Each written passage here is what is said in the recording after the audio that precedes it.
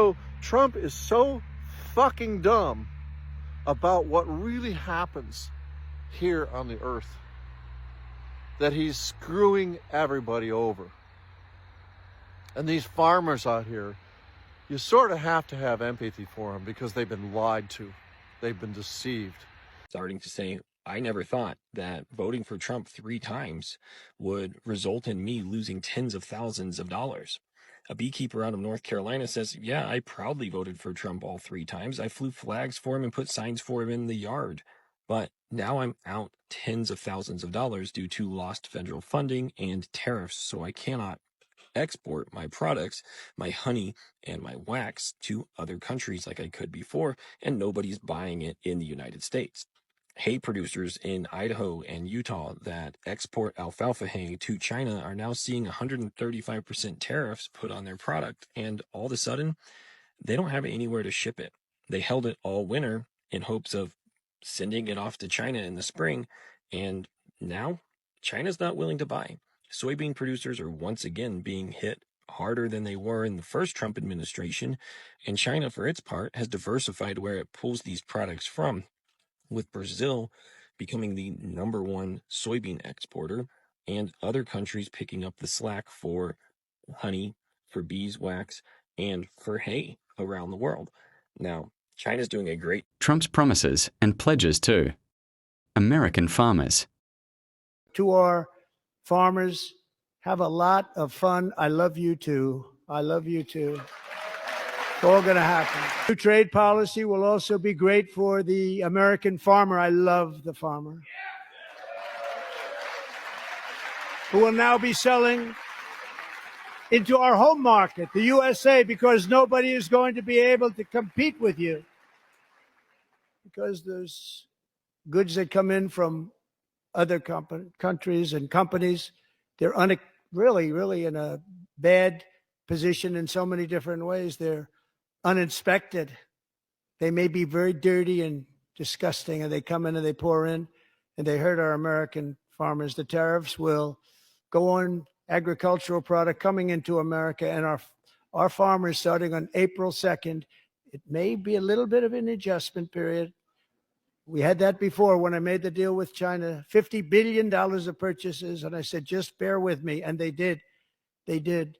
Probably have to bear with me again. And this will be even better. That was great. The problem with it was that Biden didn't enforce it. He didn't enforce it. $50 billion of purchases. And we were doing great, but Biden did not enforce it. And it hurt our farmers. But our farmers are going to have a field day right now. So to our farmers, have a lot of fun. I love you too. I love you too. It's all going to happen. How has Trump's tariffs affected farmers across America at large? Right now, we're in a very dire situation. September's upon us. Harvest is starting in the Deep South, and we have 0 bushels of soybeans on the books to be sold to China for this current crop that's about to come out of the field.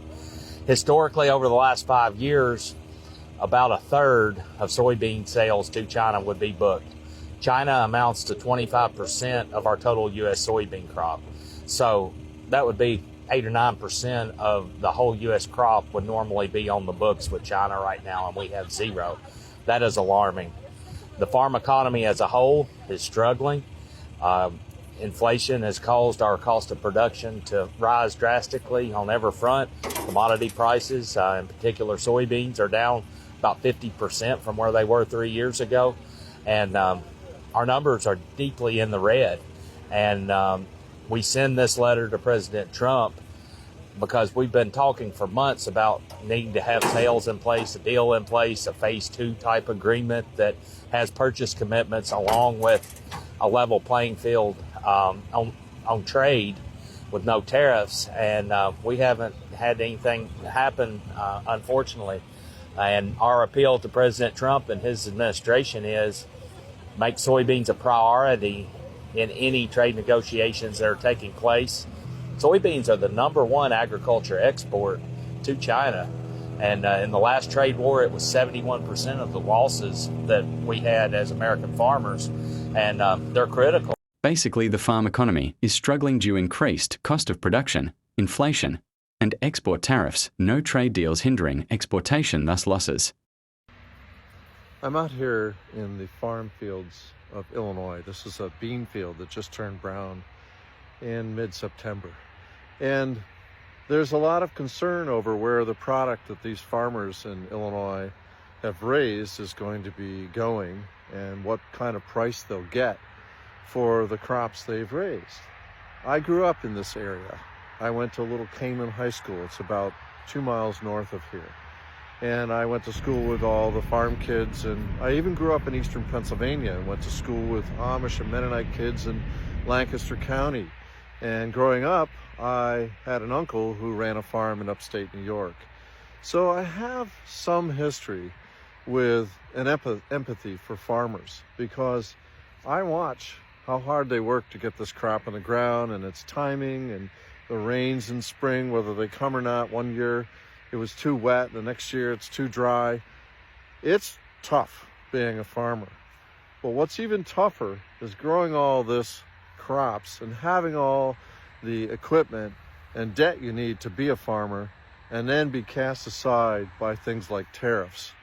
And that's what's so confusing to me. The people out here in farm country, a lot of them have Trump signs in their lawns. There's a huge one up the road here. When I'm cycling over the summer, I see them all over the place. Probably see 10 to 20 in a 40-mile ride. And that indicates to us that farmers are big into Republican values.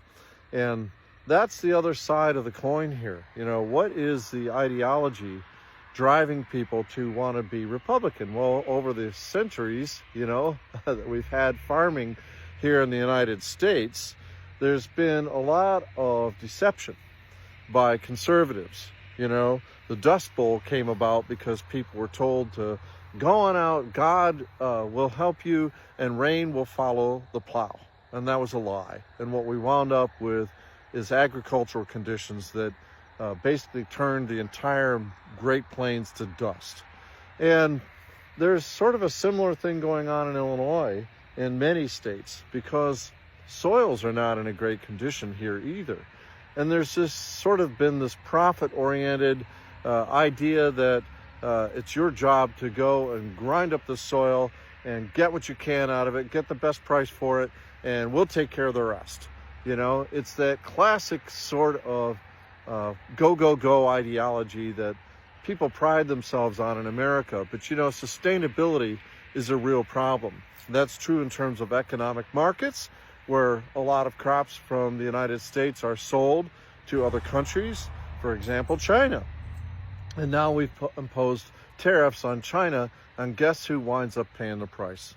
It's Illinois and Iowa and Wisconsin and Missouri and Nebraska and all these farmers that, you know, work their lives trying to sustain their crop output every year. And Trump doesn't care about those people, but what he does do, and this is sort of his method, he has never had a good grasp of forecasting policy. He bankrupted casinos, for instance, right? And many, many of his businesses failed, and those that did sort of succeed were dependent on creative bookkeeping. The guy is not a good planner. He could never be a good farmer. He sucks at everything he does. But somehow he came up with this let's do something about our markets idea with tariffs, and they've never been proven to work. And right now, something like 86 to 90% of the tariffs are being absorbed not by foreign companies, but by Americans paying higher product prices. And the farmers are the ones that get kicked right in the nuts. And what does Trump do? He uses taxpayer money to pay them off for the fuck-ups that he did. And that's the sick aspect of it. And all these guys with Trump signs out here, they're happy to ask for handouts now, when many of them apparently don't like, you know, the idea that immigration people come here and, oh, they're using our tax dollars, blame immigrants for everything. Well, guess what? A lot of our farm production, especially things like fruits and vegetables and everything, are reliant on immigrant workers. And so Trump is so fucking dumb about what really happens here on the earth, that he's screwing everybody over. And these farmers out here, you sort of have to have empathy for them because they've been lied to. They've been deceived. And we need small farmers as well as big farmers. But during Trump's first term, when he first messed up with farm markets, Sonny Perdue, his Secretary of Agriculture, said to American farmers, tough luck, go big or go away. And so corporatized farming and the seed crops owned by giant firms like Bayer and Monsanto and all of that are taking over. And if we don't have any local control over how food's produced, we're at the mercy of all of that, the corporatization of America and the oligarchy. And if you don't connect these dots and see that people out here are being deceived, and these are the same people basically voting for Trump, then you don't get it. Where will these crops go? We really don't know. They may rot in the bins, in the dryers, everything. Local farmers feel deceived and lied to by Trump.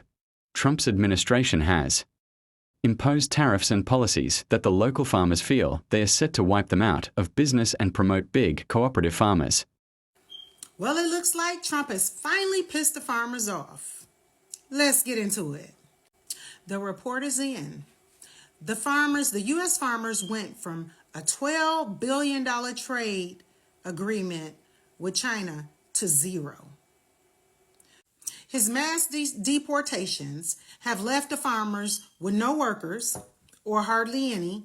Then on top of that, his increase in tariffs made them lose one of their biggest buyers, which was China. Now China is going to Brazil and Africa. This is your wonderful president. A lot of farmers have had to file bankruptcy. A lot of farmers are losing their farms. Yet and still, we have the wonderful president sitting up in the Oval Office, signing. Take a listen to this farmer who did an interview explaining the struggle that they're having. Disappearing profits are making it nearly impossible for them to break even, let alone to turn a profit. One of those farmers calls the president's tariffs, quote, the ice cream on top of a cake of a perfect storm. He joins us now, Arkansas farmer Scott Brown, who attended last week's town hall. Scott, really good to have you. Thank you so much for joining us. Thank you for having me. Tell me about what's happening with your farm. Well, we've got a real disaster with this tariff deal. I mean, we produce 40% more agricultural products in this country than we can consume domestically. 1 in every 4 rows of soybeans in every field in the entire United States of America has to go abroad. China is the largest importer of soybeans in the world. They import 61% of the world's market. Last year, we sent around $12 billion, I think $14 billion worth of soybeans the year before. For the first time in 20 years, China's bought 0 soybeans and 0 new crop corn out of this country. 0? So we went from 12 billion to 0. Where are they buying the soybeans? Brazil. You see, we lost 42% of our market share in the first tariff war. In Trump's first tariff war, the Chinese went to buying their soybeans from Brazil. They invested billions of dollars in Brazilian infrastructure. They have moved into Africa, and they're going to commercially farm in Africa. Since we left with USAID, they moved their Belt and Road program into Africa. So we've pretty much lost the Chinese market share. If we got 100% of the soybean business, Katie, for every country in the world except for Brazil and Argentina, we would still only have half the soybean business that China is. Are you getting 100% of everything else? Yeah, if we got 100% of everything else, we would still only have half the Chinese business. Well, what are you getting right now if you're not getting China? Are you getting every other market out there? Or probably some other countries, and the market's pretty stifled. Most of our soybeans here go to the Mississippi River. It's the closest place to market them. They're going to go downriver and go overseas somewhere at some point. Beans are about 10.28 on the board today. We're going to get 40 cents behind that as a basis because the elevators are going to want to control their hedge. It's going to cost us 50 or 60 cents in a truck to get there, so we're getting in the low nines. And Purdue University will tell you it takes $12.03 to raise them. Okay, so you farm So we're soybeans. losing. You farm 800 Yes, ma'am. acres. You know, $0 coming from China. That's a problem. How are you going to pay your bills? Are you turning a profit? Are you breaking even? I hope to break even this year. I farm so little, I farm by myself. My tractors are all paid for. They're old. They're 50 years old. My tractors were all made in the 70s. My combine was made in 1997. I cut a load of beans, put it in the truck, and haul it to the river myself. So I've got a lot less cost than most of these boys. I've got friends that farm 5 and 6 and 7,000 acres that have million. This is why one great man said, it's not about black or white. It's the context of the person's character. And this is the character that you guys voted for. Donald Trump and his administration is causing the farmers to fail. Like, comment, share, and follow me for more controversial topics. Trump's mass deportations have really negatively affected farmers leaving them, with no workers since most of farms were dependent on illegal immigrants for cheap and reliable labour. How do Americans feel? What are their opinions on MAGA farmers across the country suffering? Do they sympathise with them? Let's listen to some of them. There's stories all over the internet about farmers going bankrupt across the country. And I want you to know, I want to feel sorry for you. I'm struggling. I'm struggling to care at all. And I mean that from the bottom of my heart, because typically I have empathy, but I'm really, really tired of telling you farmers and you people that are in rural parts of the United States, I'm tired of telling you what your vote does to you.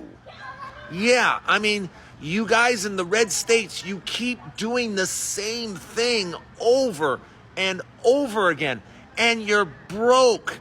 You don't have any money. West Virginia, Louisiana, Mississippi, Arkansas, you get my point. You're broke. And yet you keep voting for the Republican Party that wants nothing to do with you. And farmers, guess what? You're included. But you keep voting red, and now you want me to feel sorry for you. I'm sorry. I just can't. Should MAGA farmers be punished for their votes? What are your opinion? Write your opinion on the comments box. To all my farmer neighbors, my name is Susie, and I live in rural Missouri. You were warned over and over and over. We told you there was no drag queen story hour. There were no furries in our school using litter boxes. But you guys refused to call the superintendent of the schools like I did. I called Rolla Public Schools and asked Dr. Dare if there was any truth to that. He laughed and said maybe I was watching too much TV. We told you that China signed 20-year contracts with Brazil for soybeans. You laughed in our face. I'm not going to say I told you so, but I do not want to bail you out for the next 20 years, and I will fight against it. China signed 20-year contracts with Brazil for soybeans because of Donald J. Trump. They don't want our soybeans. They don't want our beef. They don't want our wheat. They don't want anything we grow. As far as we're concerned, China can stick it up our ass. And can you blame them? Can you really blame them? There's a major outcry going on in the US farming industry right now because so many farms are struggling. And I've seen videos this afternoon from Arkansas, for example, where farmers have got together and they're asking Trump for social assistance. They're saying, hey, help us out. But this is the policies that they voted for. They voted for mass deportations. And now it's going south on them big time. So what do these guys expect? You know? And now they're asking for money because their farms are going out of business. They said their markets have been taken away from them. They said they don't have enough labor to pick the crops. And as a result of that, their farms are dying. And so is the livelihood. But these are guys, especially in Arkansas, who voted overwhelmingly for Donald Trump and his policies. And now they're asking for handouts. Sorry, folks. No sympathy from me. Let me know what you think about this in the comments. Thank you for watching our content. For more controversial commentary, subscribe to our channel. Your like, comment, and share helps us do what we do. Thank you.